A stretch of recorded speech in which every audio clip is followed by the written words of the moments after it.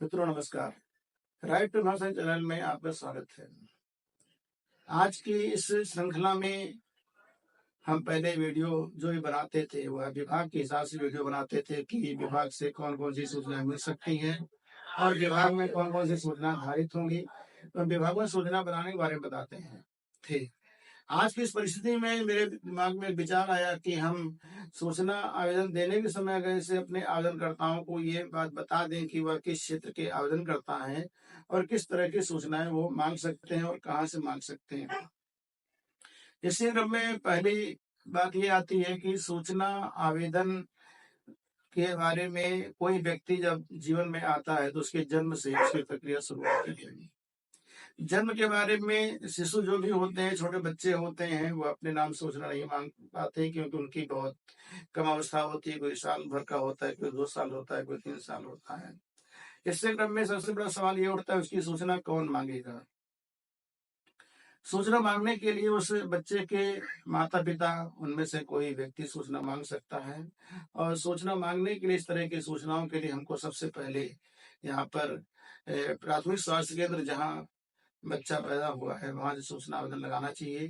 बेहतर ये होगा कि हम इसके लिए संबंधित जिले के मुख्य चिकित्सा अधिकारी के समक्ष सूचना आवेदन दें कि इसमें बहुत जरूरी ये चीज है कि कुछ ऐसे भी लोग हैं जिनका कि अस्पताल के लोग प्रमाण पत्र जारी नहीं करते हैं या कोई रिपोर्ट नहीं देते हैं।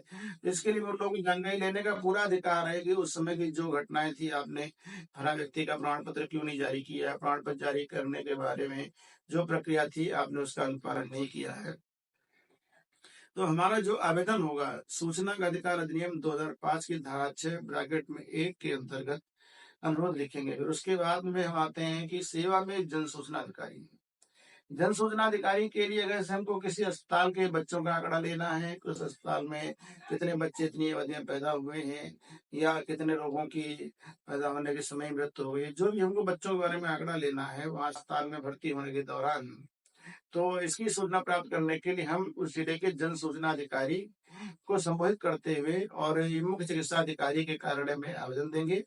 बेहतर ये होगा कि मुख्य चिकित्सा अधिकारी जिले का जन सूचना अधिकारी होता है और किसी भी प्राथमिक स्वास्थ्य केंद्र में सूचना उपलब्ध होने की स्थिति में भी हमको जिले के मुख्य चिकित्सा अधिकारी के समक्ष ही आवेदन करना चाहिए।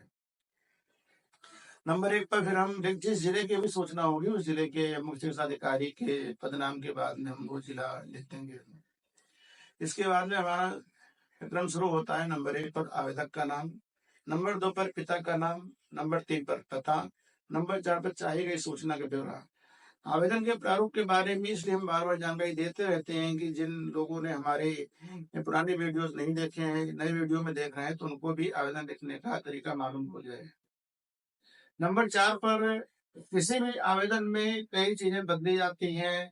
जन सूचना अधिकारी के कार्यालय का नाम बदल जाता है आवेदन बदलने पर। उसके अलावा वहां पर सूचना के बिंदु बदल जाते हैं। तो उसी क्रम में सूचना आवेदन के बिंदु व्यक्ति अपने हिसाब से भी लगा सकता है, लेकिन ये जरूरी है वो पहले जानकारी हासिल कर ले कि उस कार्यालय की में सूचनाएं किस रूप में धारित होंगी और क्या क्या सूचना उस कार्यालय में हो सकती है। नंबर 1 जब हम चाहे सूचना के ब्यौरा में आते हैं तो नंबर 1 पर हमारे सामने ये प्रश्न होगा कि उस चिकित्सालय में सेवा में जब हम सूचना के बिंदु लिखते हैं तो उसमें लिखते हैं कि मुख्य चिकित्सा अधिकारी जो भी जिला होगा उसके अधीनस्थ प्राथमिक स्वास्थ्य केंद्र में इतनी से इतनी अवधि, जैसे हमारे पास अवधि होती है 1 अप्रैल 2024 से लेकर के 30 अप्रैल 2024 तक की, या 31 मई 24 तक का भी हम आंकड़ा ले सकते हैं। हमको पूरी सूची उपलब्ध कराई जाएगी कितने बच्चे पैदा हुए हैं और उनको प्रमाण पत्र, जन्म प्रमाण पत्र किस तारीख को दिया गया है। इसमें बच्चों की संख्या बताई जा सकती है, उनके पता देने में अड़चन हो सकती है, लेकिन कम से कम सूची दी जा सकती है क्योंकि सूची जनहित का विषय होती है और ये जानकारी का विषय है कि आखिर अस्पताल की क्या स्थितियां रही, क्या प्रोग्रेस रही हैं, तो उसमें कितने बच्चे पैदा हुए हैं, तिथिवार विवरण उपलब्ध कराएं, उनके नाम भी उपलब्ध कराएं। दूसरे नंबर पर ये कितने लोगों के जन्म प्रमाण पत्र देने की प्रक्रिया वर्तमान में विचाराधीन है, कितने लोगों ने आवेदन किया था, इस तरह की जो भी प्रक्रियाएं हैं वहां से संबंधित जो भी सूचना लोग लेना चाहें। तो मैंने इसलिए वीडियो जारी किया था कि क्योंकि किसी व्यक्ति की शुरुआत उसके जन्म से ही होती है, इसके लिए जन्म की जानकारी लेना जरूरी होता है। और अगर जैसे किसी का कोई भी प्रमाण पत्र मिल नहीं पा रहा है, तो उसके लिए स्पेशली वहाँ पे उस अपने आवेदन में वो ये भी सूचना माँग सकता है कि इस व्यक्ति के प्रमाण पत्र कब जारी किया गया है, इसकी प्रक्रिया कहाँ चल रही है। तो कम से कम उसको अपना प्रमाण पत्र तो मिल ही जाएगा, जो उसका व्यक्तिगत फ़ायदा होता है। इसी क्रम में अपने बिंदु जो हैं, वो अपने हिसाब से भी लगा सकते हैं या कहीं से देख सकते हैं। जिन सूचनाओं की आवश्यकता हो, उन्हीं सूचनाओं को माँगना चाहिए। सूचनाएँ कभी भी भविष्यलक्ष्य नहीं होनी चाहिए कि भविष्य में कब क्या होगा, ऐसा काम क्यों हुआ, इन चीज़ों से बचना चाहिए। उसके बाद में हमारे सामने फिर फीस का ब्यौरा आता है। फीस का ब्यौरा में हमारे सामने 2 ही विकल्प होते हैं, या तो हम पोस्टर ऑर्डर लें या फिर ₹10 का नगद नोट लगाएँ।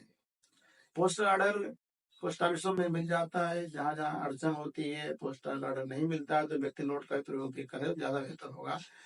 तो इसके बाद में हम जो प्रक्रिया होनी चाहिए कि पोस्ट ऑर्डर को भर करके उसकी फ़ोटोकॉपी करा लें। नोट में कुछ भी नहीं भरा जाता है, पोस्ट ऑर्डर में जहाँ पे पे टू लिखा होता है, वहाँ जन सूचना अधिकारी को संबंधित पूरा पता होता है।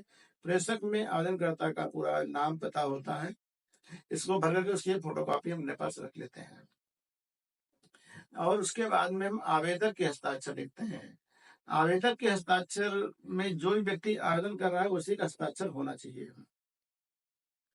उसके जब ये सारा आवेदन पत्र हमारा पूरा हो जाता है, इसको भर करके हम मुख्य चिकित्सा अधिकारी या जो भी हमारा जन सूचना अधिकारी कार्यालय होगा, उसके कारण व्यक्तिगत रूप से प्राप्त करा सकते हैं या रजिस्टर्ड डाक से भेज सकते हैं। लेकिन अगर जैसे कोई भी जन सूचना अधिकारी उसको प्राप्ति ना दे संबंधित आवेदक को, तो उसको प्राप्त नहीं कराना चाहिए, रजिस्टर्ड डाक से भेज देना चाहिए। इस तरह से हमारा आवेदन तैयार होने के बाद में हम इसको फिर अ, संबंधित जन सूचना अधिकारी कार्यालय भेज देते हैं। उसके बाद हम 30 दिन तक इंतजार करते हैं। अगर से हमें कोई सूचना मिल जाती है, सूचना से हम संतुष्ट होते हैं, तो हम अपना उसके बाद में आगे की योजना बंद कर देते हैं। अगर सूचना से हम शुद्ध होते हैं या नहीं मिलती, उसका नाम प्रथम अपील और जो भी द्वितीय अपील की प्रक्रियाएँ हैं, वो मैंने पुराने वीडियो में बताया भी था। उनको आप पुराने वीडियोज़ को देख कर के प्राप्त कर सकते हैं। यह वीडियो बनाने का मुख्य उद्देश्य ये था कि बहुत सारे बच्चों को अपने स्कूल में प्रवेश के